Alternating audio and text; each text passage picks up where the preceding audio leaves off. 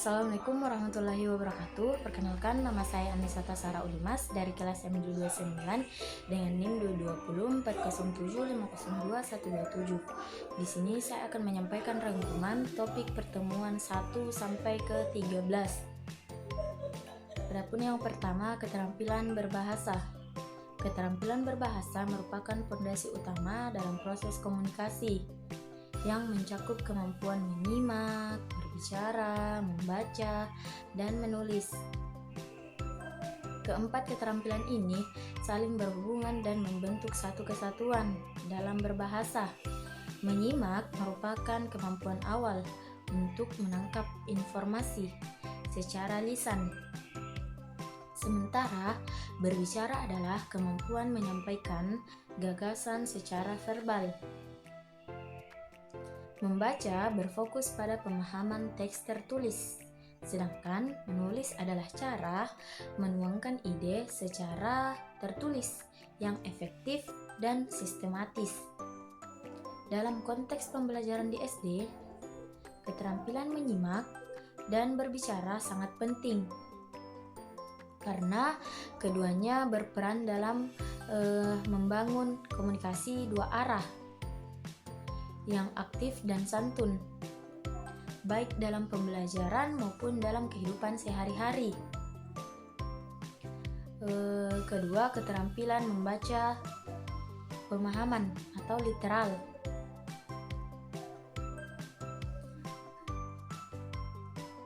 Keterampilan membaca literal merupakan kemampuan dasar yang harus dimiliki siswa karena menjadi pijakan awal dalam memahami isi bacaan.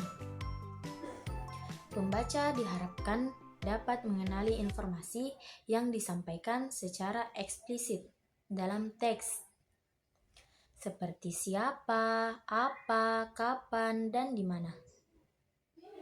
Keterampilan ini melatih siswa untuk fokus pada fakta dan rincian yang tampak jelas, tanpa harus melakukan penafsiran yang mendalam. Dalam konteks pembelajaran, kemampuan ini sangat penting untuk melatih ketelitian dan penguasaan terhadap struktur teks. Yang ketiga, keterampilan membaca kritis dan kreatif. Membaca kritis dan kreatif adalah keterampilan membaca tingkat lanjut yang memerlukan kemampuan analitis dan imajinatif.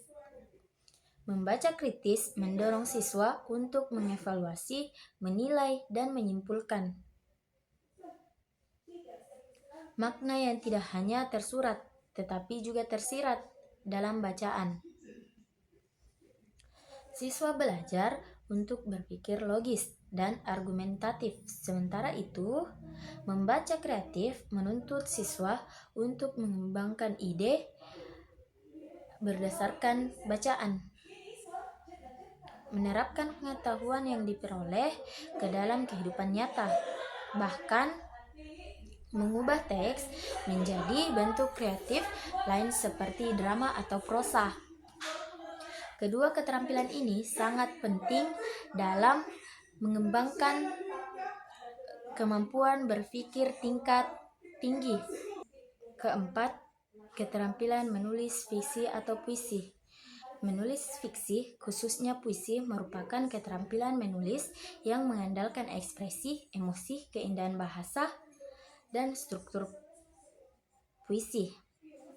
Melalui puisi, siswa diajak untuk menggambarkan perasaan dan pengalaman hidup secara estetik, baik melalui puisi lama yang terkait aturan tertentu maupun puisi baru yang lebih jelas dan lebih bebas dalam bentuk gaya. Kegiatan ini tidak hanya mengembangkan kecakapan menulis, tetapi juga kepekaan rasa dan daya imajinasi siswa dalam menciptakan karya sastra yang bermakna. Kelima, keterampilan menulis prosa, fiksi, dan drama. Menulis prosa dan drama merupakan kegiatan literasi yang menekankan pada pengembangan alur cerita tokoh dan konflik dalam bentuk narasi atau dialog.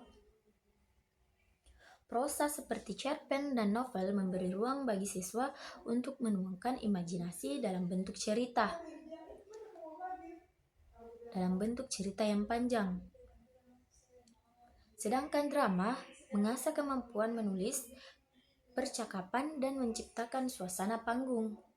Menulis drama juga melibatkan unsur pertunjukan, sehingga siswa belajar bekerja sama dan berkomunikasi secara efektif melalui pementasan. Keterampilan ini sangat bermanfaat untuk menumbuhkan daya cipta, kolaborasi, dan apresiasi terhadap karya sastra. Keenam, keterampilan menulis. Keterampilan menulis non-fiksi atau resensi dan buku laporan. Menulis non-fiksi berfokus pada penyampaian informasi yang faktual dan objektif. Dalam menulis resensi dan laporan, siswa dilatih untuk menganalisis isi suatu karya, seperti buku, film, dan lain sebagainya.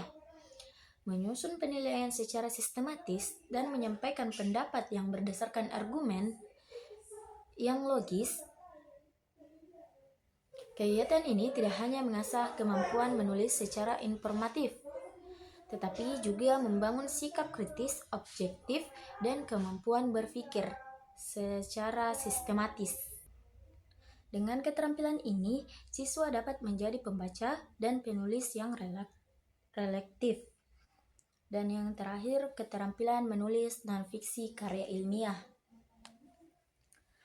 Menulis karya ilmiah mengajarkan siswa untuk menyusun informasi dan pemikiran secara terstruktur, logis, dan berbasis data atau fakta.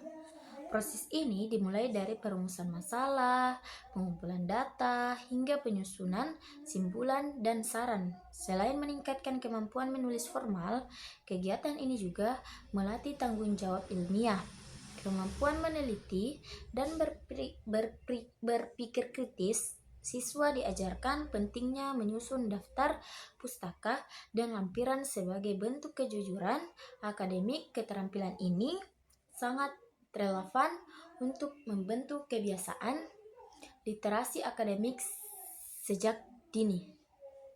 Mungkin itu saja. Saya ucapkan terima kasih. Wassalamualaikum warahmatullahi wabarakatuh.